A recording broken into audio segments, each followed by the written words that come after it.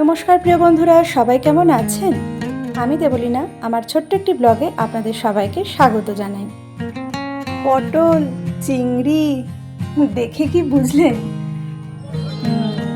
কি ধরেছেন? আজকে আমি পটল চিংড়ি রেসিপিটা দেখাবো আমার স্টাইলে।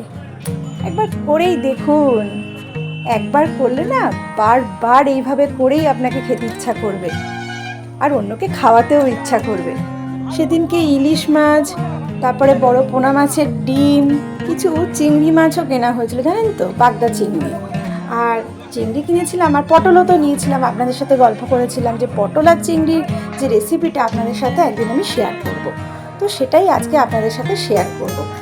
তো পুরো ব্লগটা আপনারা সাথে থাকুন, দেখতে থাকুন। আর এই মাছের বাজারের যে ব্লগটার লিঙ্ক আমি ডেসক্রিপশানে দিয়ে দেবো। ছোটোবেলা থেকেই আমি খুব একটা মাছের প্রতি ভক্ত নই, কিন্তু আমার ছেলে আর বড় হলো মাছের পোকা। আমি যা নাম জানি না, আমার ছেলে কিন্তু মাছের প্রচুর নাম জানে, মাছ চিনেও ফেলে, অবাক কাণ্ড। আর আমি তো মনে হয় এই পোকাটাই খেতাম, মানে এই চিংড়ি মাছটাই হলো আমার সবচেয়ে প্রিয় মাছ। তো এই মাছটার প্রতি আমার একটা আলাদা টান আছে। চিংড়ি মাছের মালাইকারি আমার মায়ের হাতে ফাটাফাটি। এবারে আপনাদেরকে রান্নাঘরে নিয়ে যাওয়ার আগে বাগানটা একবার দেখিয়ে দিই। কেমন লাগছে ফুলগুলো অবশ্যই জানান। এই গাছগুলোই কিন্তু সব রথের মেলা থেকেই নিয়ে এসেছিল। আর কি সুন্দর এখন ফুল ফুটছে দেখুন, লাল দোপাটি, সাদা, হালকা বেবি পিঙ্ক কালার।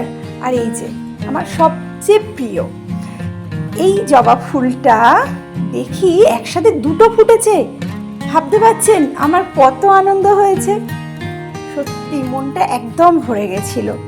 আর এই যে ফুলগুলো আমি পুজোর জন্য তুলেছিলাম, এই যে জবাগুলো দেখলেন না, এগুলোও কিন্তু সব রথের মেলা থেকে নিয়ে এসেছিল। আচ্ছা চলুন চলুন, অনেক হয়ে গেছে, বাজার দেখিয়ে দিয়েছি, তারপরে আমি ফুল টুল দেখিয়ে দিয়েছি, কেমন এবারে সজ্জা রান্নাঘরে।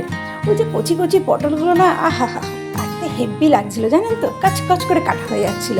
তো একদম কুচি কুচি করে কেটে নিয়ে সেগুলো আমি ভালো করে নুন হলুদ আর একটু সামান্য গুঁড়ো লঙ্কা মিশিয়ে নিয়েছিলাম, মানে কাশ্মীরি গুঁড়ো লঙ্কা দিয়ে ভালো করে মিশিয়ে নিয়ে একদম স্যাটাস্যাট কড়াইতে গরম তেলে দিয়ে দিয়েছিলাম।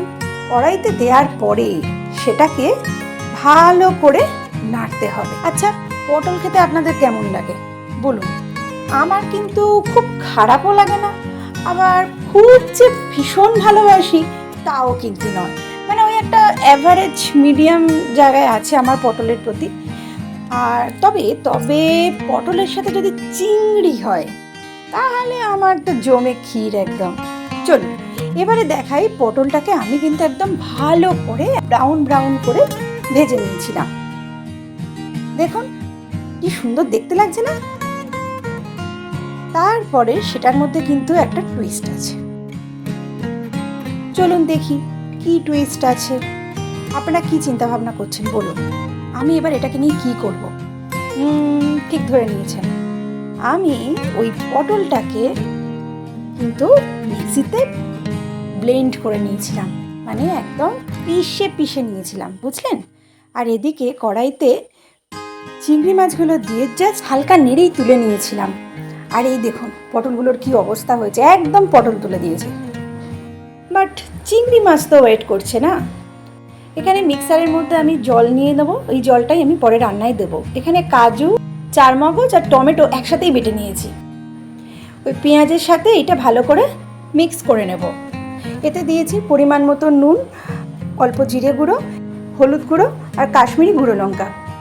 এইভাবে এটা খুব ভালো করে কিন্তু নাড়তে হবে, যেহেতু কাজু আছে না, ওই জন্য কিন্তু একটু কড়াতে লেগেও ধরছে। তো এটা ভালোভাবে নাড়তে যখন দেখবেন যে কড়াতে আর সেরকম লেগে ধরছে না, তেল কেটে গেছে, তখনই বেটে রাখা পটলটা দিয়ে দিতে হবে। আর তার সাথে হালকা করে ভেজে রাখা চিংড়িটা আর আলুটাও কিন্তু দিয়ে দিতে হবে। মিক্সারের ধোয়া জলটাই আমি কড়াতে দিয়ে দিয়েছিলাম। এরপর গ্যাসের ফ্লেমটা একদম কমিয়ে একটু চাপা দিয়ে রাখতে হবে। 2 মিনিটের মতো প্রায় আমি চাপা দিয়ে রেখেছিলাম। দেখবেন জলটাও অনেক কমে গেছে আর আলুটাও সেদ্ধ হয়ে গেছে। এই সময় পরিমাণ মতো চিনি দিতে হবে। আলুটা আমি খুব ছোট করে কেটে নিয়েছিলাম আর ভেজেও নিয়েছিলাম, তাই খুব সহজেই সেদ্ধ হয়ে গেছিল। যেহেতু পটলটা বাটা, তাই দেখুন নিচে ধরে যাওয়ার কিন্তু একটা চান্স আছে, বুঝতে পেরেছেন? তো সেক্ষেত্রে আপনাকে কিন্তু এটা ক্রমাগত নেড়ে যেতে হবে। এবং এটাকে নেড়ে নেড়ে যখন দেখবেন যে একদম কড়ার সাথে আর লাগছে না, আপনি নিজেই বুঝতে পারবেন, তখনই বুঝে যাবেন যে আপনার রান্নাটা কিন্তু এখানেই শেষ। তখনই এটা গরমা গরম পরিবেশন করবেন। গরম ভাতের সাথে কিন্তু এটা দারুণ লাগে।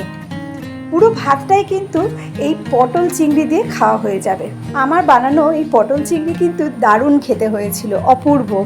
ছেলে আর বরের তো দারুণ লেগেছিল। আপনাদের কেমন লাগলো রেসিপিটা অবশ্যই করে জানাবেন। ভালো লাগলে লাইক কমেন্ট শেয়ার অবশ্যই করবেন। আর সাবস্ক্রাইব কিন্তু মাস্ট মাস্ট মাস্ট। আর বেল আইকনটা প্রেস করতে ভুলবেন না সব নোটিফিকেশন পাওয়ার জন্য।